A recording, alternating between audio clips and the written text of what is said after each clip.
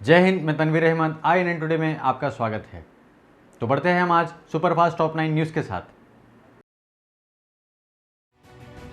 UP के gangster विकास दुबे को उसके गुनाहों की आखिरकार सजा मिल ही गई। कानपुर में 8 पुलिस की हत्या का आरोपी विकास दुबे आज एनकाउंटर के दौरान मारा गया। 8 पुलिस वालों की शहादत का बदला आखिर 8वें दिन पूरा हुआ। जिस कानपुर की जमीन पर उसने अपराध का साम्राज्य बनाया था, उसी कानपुर में उसका एनकाउंटर हो गया।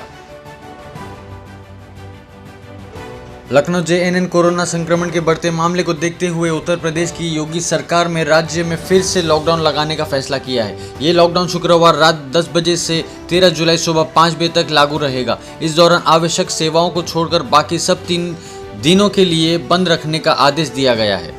राज्य में जैसे जैसे कोरोना जांच का दायरा बढ़ रहा है, संक्रमितों का आंकड़ा भी बढ़ता जा रहा है। भारत और नेपाल के बीच जारी उथल पुथल के बीच नेपाल में भारतीय समाचार चैनलों के प्रसारण को रोक लगा दी गई। नेपाल के केबल टीवी प्रोवाइडर ने समाचार एजेंसी NNI से कहा कि देश में भारतीय समाचार चैनलों के सिग्नल को बंद कर दिया गया। हालांकि अभी तक नेपाल सरकार की तरफ से ऐसा कोई आदेश जारी नहीं हुआ। नेपाल में भारतीय चैनलों में केवल दूरदर्शन ही प्रसारित हो रहा है।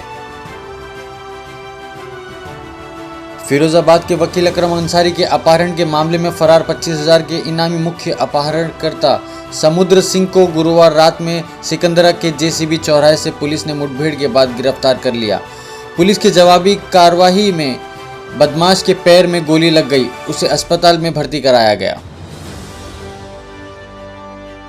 एयर इंडिया पायलट एसोसिएशन ने अपने सभी पायलटों को पत्र लिखकर बकाया वेतन मुद्दे को लेकर AI प्रबंध और नागरिक उड्डयन मंत्रालय के अधिकारियों के साथ हुई बैठक की जानकारी दी। एसोसिएशन ने पत्र में लिखा कि हमने नागरिक उड्डयन मंत्रालय के अधिकारियों को बताया है कि लंबे समय से लंबित बकाया वेतन का जल्द से जल्द भुगतान किया जाए और पायलटों को तत्काल प्रभाव से एयर इंडिया छोड़ने की अनुमति दे। केरल में तिरुवनंतपुरम अंतर्राष्ट्रीय हवाई अड्डे से संबंधित सोना तस्करी के मामले की जांच अब राष्ट्रीय जांच एजेंसी NIA करेगी। गृह मंत्रालय ने गुरुवार को ये मामला NIA के हवाले कर दिया। मंत्रालय के अधिकारियों ने बताया कि ये फैसला इसलिए किया गया है क्योंकि इस घटना का राष्ट्रीय सुरक्षा पर गंभीर असर पड़ सकता है। भारत और चीन के बीच वास्तविक नियंत्रण रेखा पर तनाव कम करने के उद्देश्य से तौर तरीके तैयार करने के लिए शुक्रवार को एक और दौर की राजनयिक वार्ता होने की संभावना के बीच भारत ने पूर्वी लद्दाख में गलवान घाटी पर चीन के दावे को एक बार फिर खारिज कर दिया। सेना की तरफ से जारी लिस्ट में टिकटॉक जैसे चाइनीज ऐप से लेकर फेसबुक, इंस्टाग्राम, ट्रू कॉलर जैसे दूसरे मशहूर विदेशी ऐप भी शामिल है। इतना ही नहीं, सैन्य कर्मियों को अब अपने स्मार्टफोन से टिंडर और कुछ सर्फिंग जैसे डेटिंग ऐप भी डिलीट करने होंगे। इसके साथ ही डेली हंट जैसे न्यूज़ के ऐप भी तुरंत डिलीट करने को कहा गया।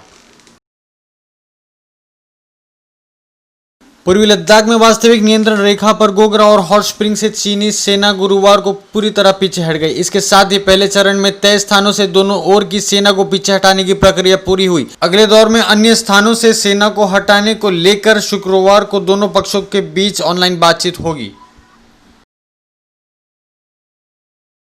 खबरों का सिलसिला जारी रहेगा, तब तक के लिए देखते रहिए INN today. For more details, subscribe to our channel INN Today and press the bell icon.